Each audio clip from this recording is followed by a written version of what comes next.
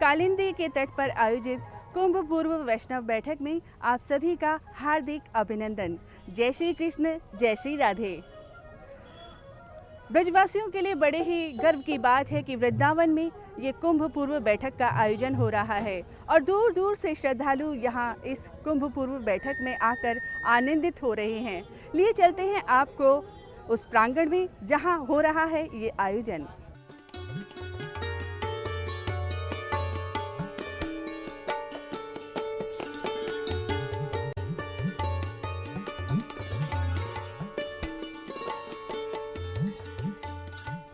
कालिंदी तट पर बसे श्रीधाम वृंदावन की पुण्य भूमि आश्रमों और मंदिरों के आध्यात्मिक बोध को स्थापित करते हुए भक्तों और श्रद्धालुओं को लुभाती रही है। श्री यमुना जी के स्नान, ध्यान और अर्चन का सिलसिला भोर से ही आरंभ हो जाता है।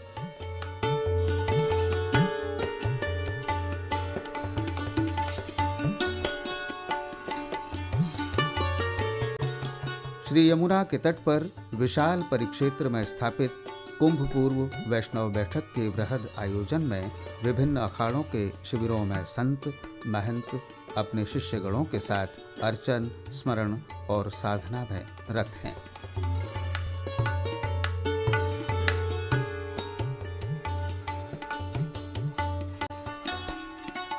अपने संप्रदाय और परंपराओं के अनुरूप नियमों के पालन के साथ ही गुरु परंपराओं से अनुरक्त हरि प्रेमी वृंदावन वास की चाहना छोड़ना नहीं चाहते।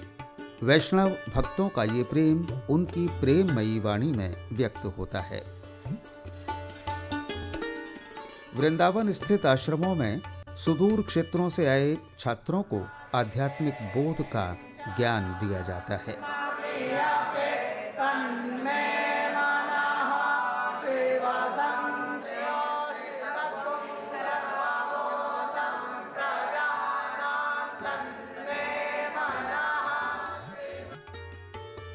वैष्णव गुरुओं के बताए मार्ग पर चलते हुए नियमोपासना के अंतर्गत राम नाम संकीर्तन भक्तों को आह्लादित कर देता है।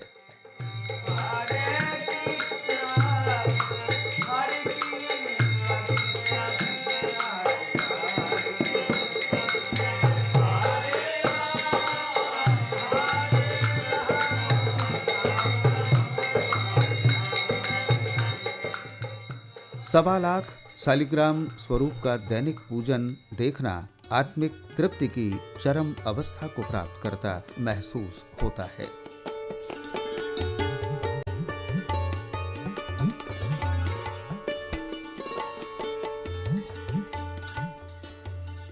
संतों के आगमन से लेकर वैष्णव के अन्य अखाड़ों की परंपरा को सजाए हुए वृंदावन कुंभ आकर्षण का केंद्र बन रहा है।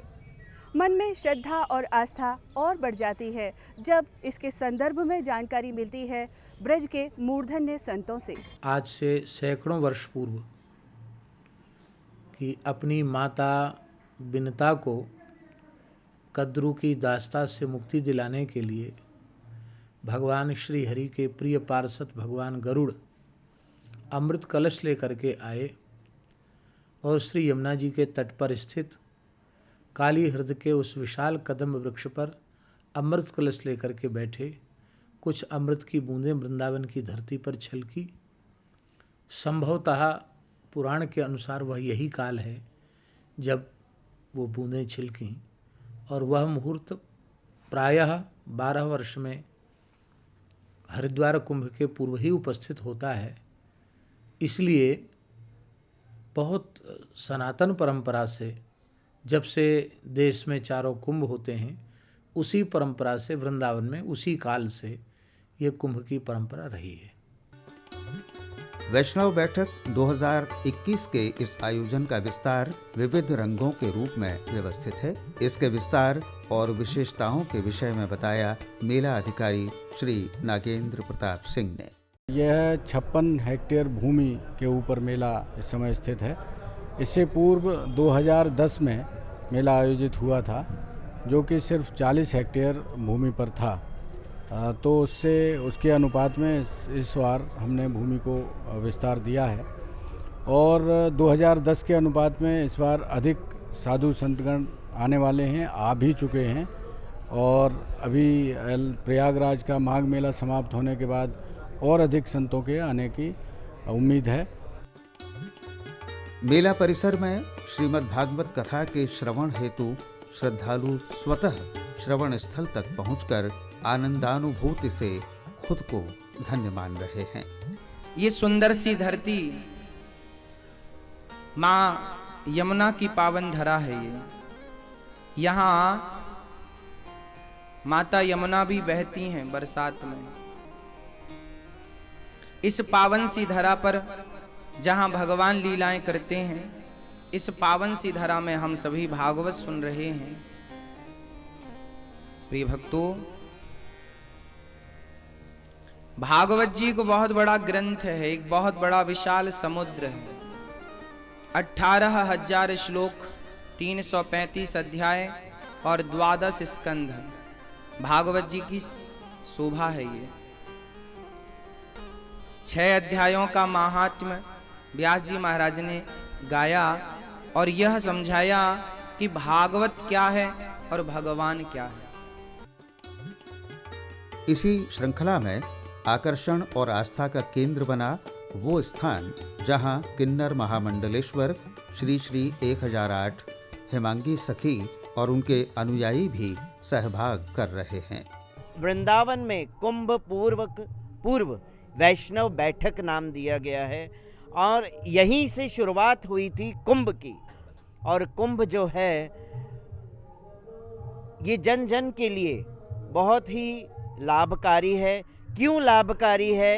क्योंकि यहाँ पे सबसे पहले संत महात्मा पता नहीं कहाँ कहाँ जिनके हमें दर्शन दुर्लभ है मिलने के लिए, इसी कुंभ के माध्यम से उन संतों के चरणों की रज हमें मिलती है, उन संतन का आशीर्वाद हमें मिलता है और हमें हमारा ये जन्म हम सार्थक करते हैं। मेला परिसर में आयोजित हो रहे कार्यक्रमों में जन कल्याण हेतु विभिन्न विभागों द्वारा सक्रिय सहभागिता भी सुनिश्चित की जा रही है। इसी क्रम में भारतीय स्टेट बैंक द्वारा कृषक उत्पादक संगठन एवं महिला स्वयं सहायता समूह के वित्त पोषण कार्यक्रम का आयोजन किया गया। कार्यक्रम में योजना पर चर्चा की मुख्य महाप्रबंधक भारतीय स्टेट बैंक दिल्ली मंडल श्री विजय रंजन ने। यह बहुत ही अच्छा समय है कि 14 तारीख से लेकर 28 मार्च तक यहाँ पर कुंभ का एक आयोजन हो रहा है बहुत बड़ा। भारतीय स्टेट बैंक अपनी लगभग 30 शाखाओं के साथ जो इस डिस्ट्रिक्ट में, मथुरा डिस्ट्रिक्ट में उपलब्ध हैं, सारे जो हमारे यात्री आएंगे कुंभ अटेंड करने, उनको जो भी सुविधा उपलब्ध होती है, एटीएम मशीन की, हम मोबाइल एटीएम की भी सुविधा उपलब्ध करा रहे हैं।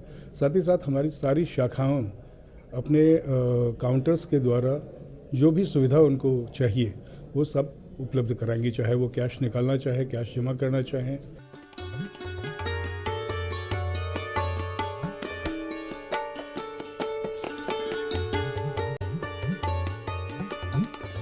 इस कार्यक्रम का मुख्य आतिथ्य निर्वहन किया मथुरा जिले की सांसद श्रीमती हेमा मालिनी ने। आई एम सो हैप्पी, मुझे खुशी होती है कि स्टेट बैंक हमेशा आगे आकर उन लोगों को मदद करती है। तो इसीलिए हमारे सामने अभी इतनी महिलाएं यहाँ पर बैठी हैं, वो लोग बहुत मेहनत कर कर काम करते हैं, उनको ये सुविधा मिल रही है और आप बहुत अच्छा बढ़िया काम करते हैं ये बैंक। सो मैं चाहूँगी कि आप हमेशा ऐसे ही करते रहिए और महिलाएं आप लोग भी कभी पीछे मत हटना, आपको भी आगे आकर बहुत काम करना है, क्योंकि हमारी सरकार जो है महिलाओं के लिए बहुत स्पेशल काम भी दिया है और इस बजट में भी बहुत कुछ दिया हुआ है। सो आप सब लोगों को कंधे से कंधे मिलाकर पुरुषों के साथ आगे बढ़ना है। हर क्षेत्र में आपको काम करने का आपका अधिकार है, तो इसका फ़ायदा उठाइए।